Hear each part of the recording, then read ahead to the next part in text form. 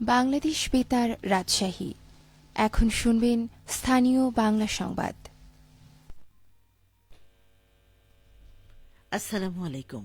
বাংলাদেশ বেতার রাজশাহী স্থানীয় সংবাদ পড়ছি শাহানা পারভীন। রাজশাহী বিশ্ববিদ্যালয় কর্তৃপক্ষ জুলাই বিপ্লব উপলক্ষে একটি সংকলন প্রকাশের উদ্যোগ গ্রহণ করেছে। এ সংকলনের জন্য জুলাই বিপ্লব প্রতিপাদ্য নিয়ে বিশ্ববিদ্যালয়ের শিক্ষক, শিক্ষার্থী এবং কর্মকর্তা ও কর্মচারীদের প্রবন্ধ, গল্প, ছড়া ও কবিতা ইত্যাদি আহ্বান করা হয়েছে। কেবল নির্বাচিত লেখাগুলোই প্রকাশ করা হবে বলে কর্তৃপক্ষ জানিয়েছে। রচনাসমূহ আগামী 23 জানুয়ারি বিকেল 4টার মধ্যে রাজশাহী বিশ্ববিদ্যালয়ের জনসংযোগ দপ্তরের প্রশাসক বরাবরে জমা দিতে ও রচনার সফট কপি ইমেইল যোগে rupr@ru.ac.bd/profis.ru@gmail.com এই আইডিতে পাঠাতে হবে। বৈষম্য বিরোধী ছাত্র আন্দোলনের নেতৃবৃন্দকে সাথে নিয়ে রাজশাহীতে লিফলেট বিতরণ করেছে জাতীয় নাগরিক কমিটি। গতকাল বিকেলে নগরীর লক্ষ্মীপুরে সাধারণ জনগণের মাঝে এই লিফলেট বিতরণ করা হয়। লিফলেটের মাধ্যমে জুলাই গণ অভ্যুত্থানের ঘোষণাপত্রে 7টি বিষয় অন্তর্ভুক্ত করার দাবি জানানো হয়। দাবিসমূহের মধ্যে রয়েছে অভ্যুত্থানে শহীদদের রাষ্ট্রীয় স্বীকৃতি, ঘোষণাপত্রে বৈষম্য বিরোধী ছাত্র আন্দোলনের নেতৃত্ব উল্লেখ করা, আওয়ামী লীগ ও তাদের দোসরদের বিচার নিশ্চিত করা, 1947, 71 ও 24 সালের গণ অভ্যুত্থানের ধারাবাহিকতা পরিষ্কার করা, ফ্যাসিবাদী রাষ্ট্রের সংবিধান বাতিল করা, রাজনৈতিক বন্দোবস্তে সব ধরনের বৈষম্য নিরসন করা এবং বিদ্যমান ফ্যাসিবাদী রাষ্ট্র কাঠামো বিলোপ করে সব ধরনের সংস্কারের ওয়াদা করা। রাজশাহীতে অ্যালকোহল পানে 4 জনের মৃত্যু হয়েছে। এদের মধ্যে মোহনপুর উপজেলায় মারা গেছেন 3 জন, আর রাজশাহী মেডিকেল কলেজ হাসপাতালে চিকিৎসাধীন অবস্থায় আরও একজন মারা গেছেন। এদিকে মোহনপুরে অ্যালকোহল পানে অসুস্থ হয়ে পড়া আরও 4 জন রামেক হাসপাতালে চিকিৎসাধীন। তারা সবাই অ্যালকোহল পান করেছিলেন। মোহনপুর থানার ভারপ্রাপ্ত কর্মকর্তা আব্দুল হান্নান জানান, গত মঙ্গলবার দিবাগত রাতে মোহনপুরের 7 জন ব্যক্তি অ্যালকোহল পান করেন। এরপর গত বুধবার সকাল থেকে গতকাল সকাল পর্যন্ত 3 জনের মৃত্যু হয়।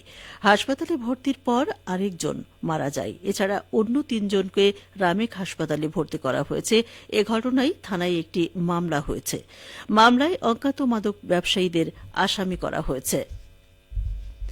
বগুড়ার আদমদীঘিতে মাদক সেবনের দায়ে 6 মাদক সেবীকে জেল জরিমানা করা হয়েছে। গতকাল বিকেলে উপজেলা নির্বাহী অফিসার রুমানা আফরোজ ভ্রাম্যমাণ আদালত পরিচালনা করে এ দণ্ড প্রদান করেন।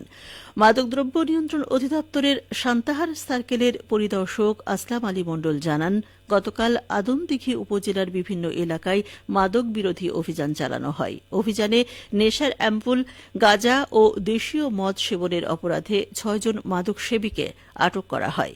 আটককৃতদের ভ্রাম্যমাণ আদালতে হাজির করার পর হানিফ মিয়া, আব্দুল আলিম, সোহানুর ইসলামকে 6 মাসের করে বিনাশ্রম কারাদণ্ড ও রিঙ্কু নিজাম প্রামাণিক ও শামীম হোসেনকে 3 মাসের করে বিনাশ্রম কারাদণ্ড এবং প্রত্যেককে 50,000 টাকা করে জরিমানা করা হয়।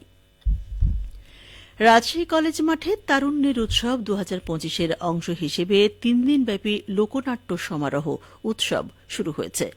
জেলা প্রশাসনের সহযোগিতায় বাংলাদেশ শিল্পকলা একাডেমির নাট্যকলা ও চলচ্চিত্র বিভাগ এ অনুষ্ঠানের আয়োজন করে। গতকাল বিকেলে উদ্বোধনী অনুষ্ঠানে প্রধান অতিথি ছিলেন অতিরিক্ত বিভাগীয় কমিশনার সার্বিক তরফদার মোহাম্মদ আক্তার জামিল।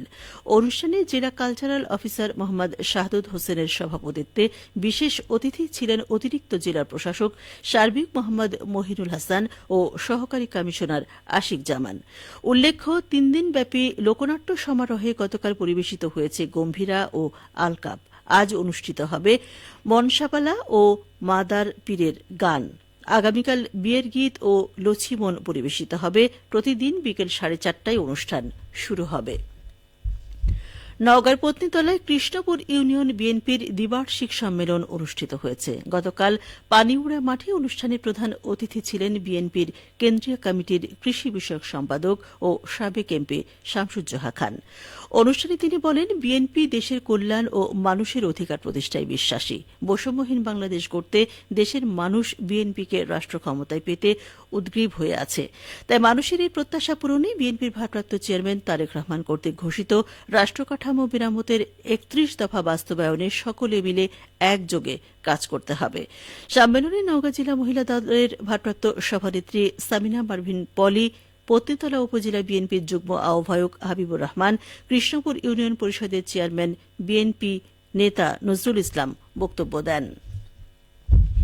বাংলাদেশ সেনাবাহিনী সহ বিভিন্ন সরকারি বেসরকারি প্রতিষ্ঠানের ভুয়া পরিচয়পত্র তৈরির অভিযোগে বগুড়ার শাপলা মার্কেট থেকে ৯ জনকে গ্রেপ্তার করেছে যৌথ বাহিনী। গতকাল গ্রেপ্তারকৃতদের আদালতে পাঠানো হয়েছে। পুলিশ সূত্রে জানা গেছে, শাপলা মার্কেটে কিছু প্রিন্টিং প্রেস প্রতিষ্ঠান জাল সামরিক পরিচয়পত্র তৈরি করছে এমন গোপন সংবাদের ভিত্তিতে সন্ধ্যায় ওই মার্কেটে অভিযান চালানো হয়। এ সময় এই ৬ জনকে গ্রেফতার করা হয়। এ সময় জাল পরিচয়পত্র তৈরির কাজে ব্যবহৃত কম্পিউটার, ল্যাপটপ, বিশেষ প্রিন্টার ও স্ক্যানার সহ আনুষঙ্গিক সরঞ্জামাদি জব্দ করা হয়। বগুড়া সদর থানার ওসি এম মইনুদ্দিন বলেন, গ্রেফতারকৃতদের আদালতের মাধ্যমে কারাগারে পাঠানো হয়েছে। সবশেষে আবহাওয়া।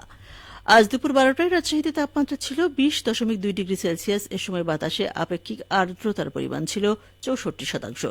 রাজশাহী পার্শ্ববর্তী এলাকায় আজ সূর্যাস্ত সন্ধে ৫টা ৩৪ মিনিটে। সংবাদ শেষ হল। আমাদের পরবর্তী সংবাদ দুপুর ২টা ৫ মিনিটে।